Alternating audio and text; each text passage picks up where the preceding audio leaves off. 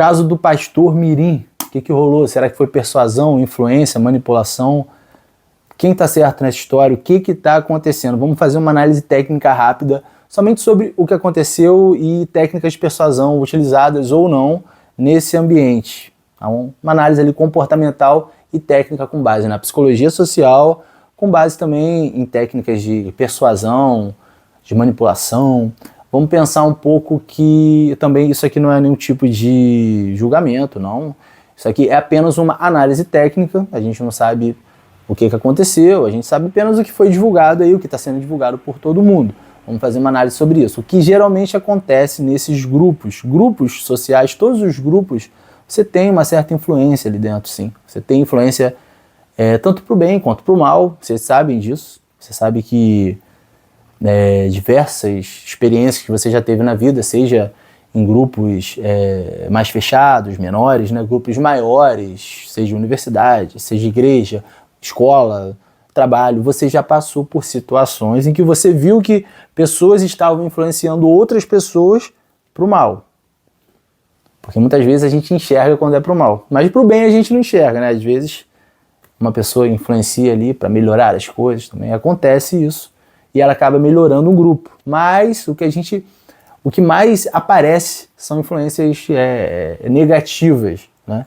E nessa situação, nessa história aí do pastor Mirim, a gente tem isso aí como uma bomba, porque nota-se em um ambiente como uma igreja, né, um ambiente grande ali, que tem várias pessoas, nota-se um poder de influência muito grande, mas eu vou te explicar que técnicas são utilizadas e talvez não conscientemente, mas inconscientemente, muitas vezes pessoas já nascem nesse ambiente e já acostumam com isso. No caso, ele é novo, ele é jovem, não sei da história dele, mas possivelmente pode ser que já tenha sido criado nesse tipo de ambiente e já cresça agindo de uma forma que talvez ele mesmo tenha sido influenciado. É provável, não sei. Pode ser que tenha assistido coisas e foi aprendendo a falar, acabou criando um jeito baseado em outra pessoa, foi influenciado. É uma possibilidade. O que acontece também é que, de certa forma, como aprende, executa, né? Faz, segue aquela doutrina, aquele modo de comportamento, aquele comportamento. E isso é muito comum. Principalmente em um ambiente, quando você está em um ambiente como igreja, você tem alguns fatores ali que colaboram para a influência. Existe uma situação que é a conformidade social. É um fato, algo que acontece em um ambiente de grupo, um grupo social, que é a conformidade social. O poder de conformidade social é muito grande. Eu já postei alguns vídeos mostrando no elevador, entra uma pessoa que não sabe do experimento e outras pessoas estão ali, elas fazem algum tipo de coisa, todo mundo junto ali, encenando, olham tudo para um lado só, e aquela pessoa entra e meio que não sabe o que fazer e acaba seguindo a manada e fazendo a mesma coisa. Isso é muito comum. O indivíduo ele se sente muito, muito pressionado a seguir a conformidade do grupo, isso é conformidade social. Então, em um ambiente desse, principalmente um ambiente onde tem tanta gente assim, talvez crianças já cresceram naquele ambiente, a gente não sabe, existem ambientes bons, existem ambientes ruins, tudo vai da índole de algumas pessoas, a gente não conhece todas as pessoas, então em alguns ambientes utilizam-se das práticas persuasivas, vamos dizer assim. Então, uma técnica possivelmente que acontece nesses ambientes, pelo que eu já vi, já assisti por aí, em alguns ambientes acontece uma técnica como a validação, né? Outras pessoas assistem outras pessoas agindo.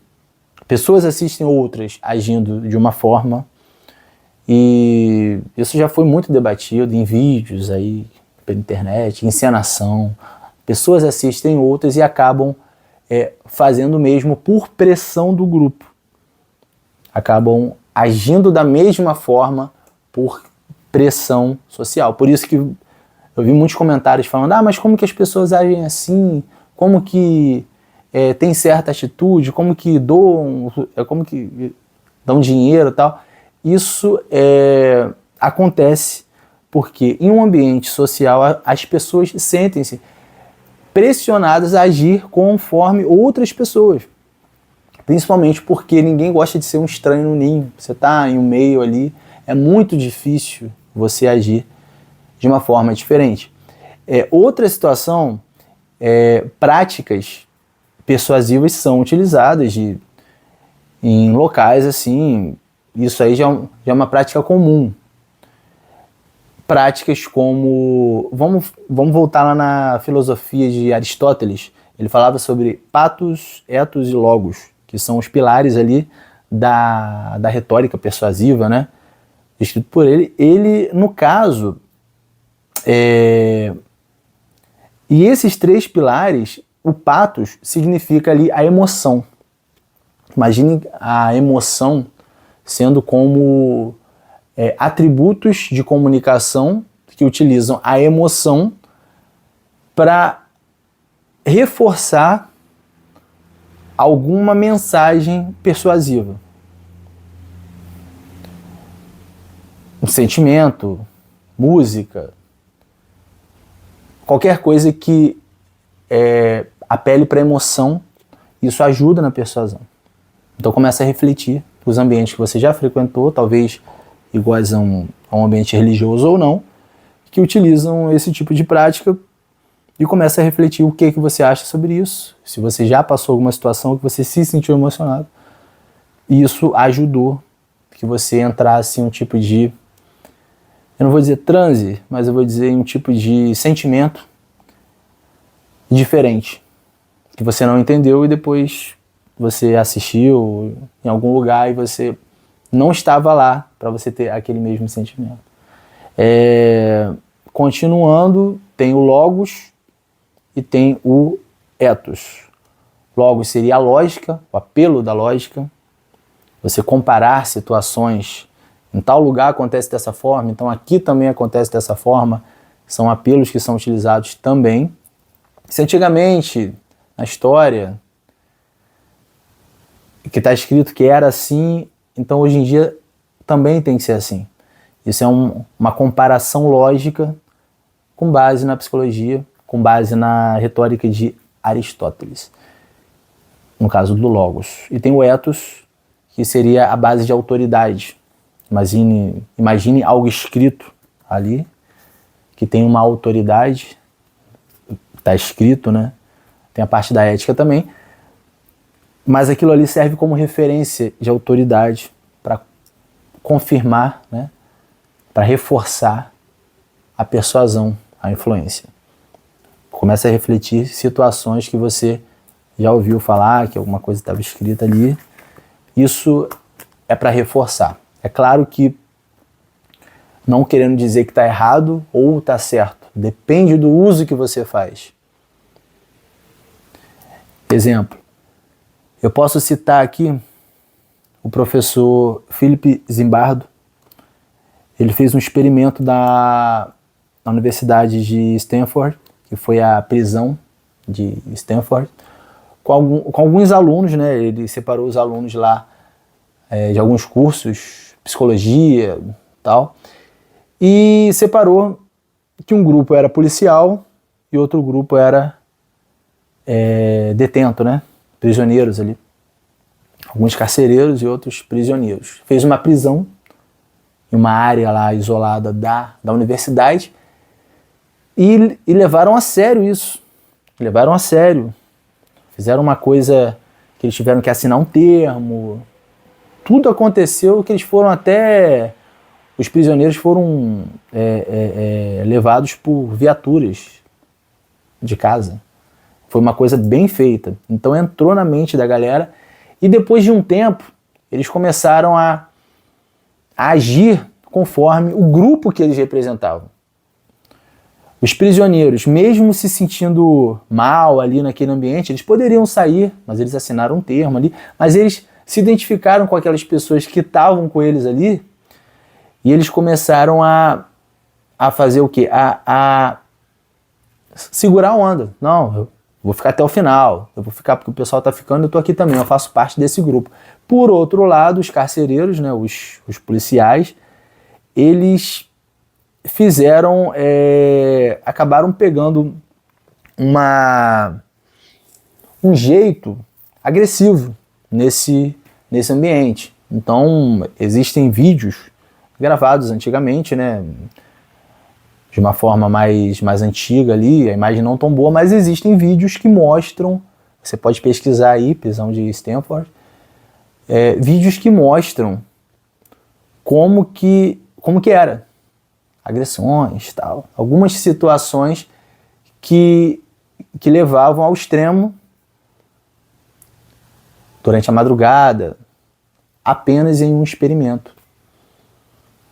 Cada um pegou o jeito do seu grupo, cada um se identificou com o seu grupo e criou-se uma rivalidade.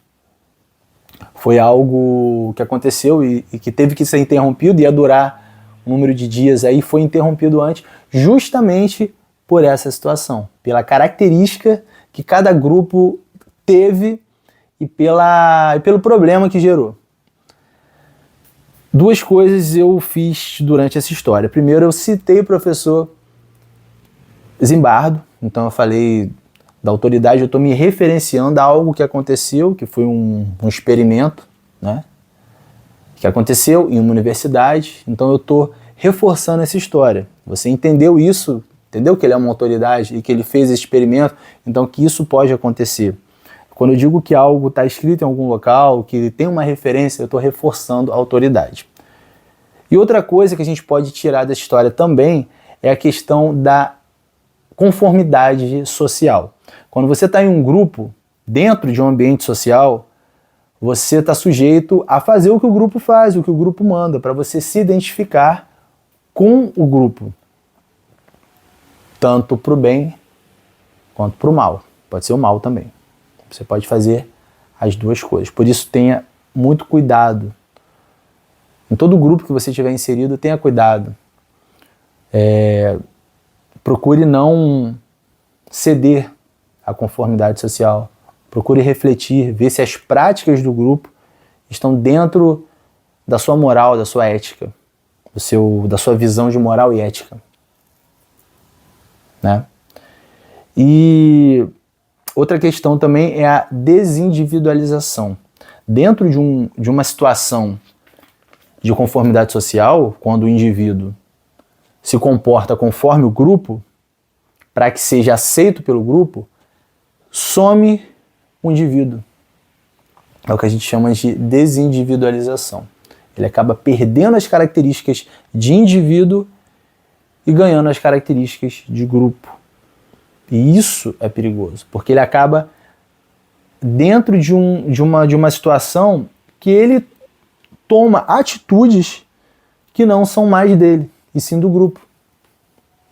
Atitudes conforme o grupo. O indivíduo não consegue permanecer ele.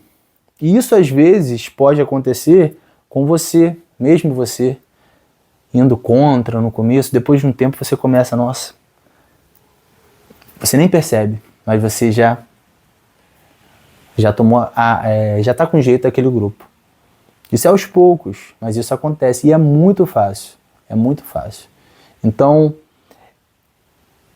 essa história que eu contei é para dizer que dentro desses ambientes, de um ambiente de grupo, por exemplo, igreja no caso, ou qualquer outro ambiente, um ambiente que tenha uma sociedade, uma comunidade, dentro desses ambientes você tem um alto índice de conformidade social. Isso é lógico. É lógico. E isso pode gerar várias situações, tanto entre toda a comunidade, quanto em grupos menores dentro dessa comunidade. Daí que nascem os conflitos sociais, né? Dentro daquele grupo. É algo para refletir. E utilizando essas premissas, assim, né, esses acontecimentos, o que acontece é que existem pessoas que não têm boas intenções, que utilizam-se dessas ferramentas, desse conhecimento e falam o que querem, fazem o que querem, lideram como querem, agem como querem e passam a informação que querem, porque sabem que naquele grupo existe uma grande conformidade social em que, se pessoas chaves agirem de certo jeito, outras pessoas irão agir também daquele jeito. Será compartilhado. E às vezes algumas pessoas são facilmente influenciadas pelo líder daquele grupo, qualquer grupo social. Algumas pessoas são facilmente influenciadas e outras pessoas vão ser influenciadas porque pertencem ao grupo dessas algumas pessoas. Entendeu? Mais ou menos isso. Ou seja, é algo que é muito difícil controlar. Somente a pessoa olhando de fora. Se você estiver ali dentro, muitas vezes você não consegue porque você já perdeu a sua visão de indivíduo. Aconteceu a desindividualização. Resumindo essa história, o ambiente molda as pessoas. As pessoas agem em conformidade social. Tenha muito cuidado com as pessoas que você anda. Isso é óbvio, né? Você sempre ouviu isso. Os ambientes que você frequenta, tenha cuidado também. E existe muito disso que você tem visto por aí. Existe muito. Não querendo julgar, mas existe muito. E é muito fácil, porque é algo que se constrói com o tempo. E é muito difícil de você desconstruir, você quebrar isso. Só com situações que a gente tem visto. Aí você reduz um pouco. Mesmo assim é difícil, porque existe a questão da desindividualização. Mas vamos pensar um pouco sobre outras situações também desse assunto, falando um pouquinho sobre a parte de persuasão. Existem técnicas nesses ambientes também. Em alguns ambientes não bem intencionados, né, que tem outras intenções, aí existem muitos ambientes bem intencionados, bacanas, mas vamos falar de ambientes que não tem boa intenção. Existem técnicas de influência, técnicas de manipulação, sempre baseando na força do grupo sobre o indivíduo. Reflete sobre isso.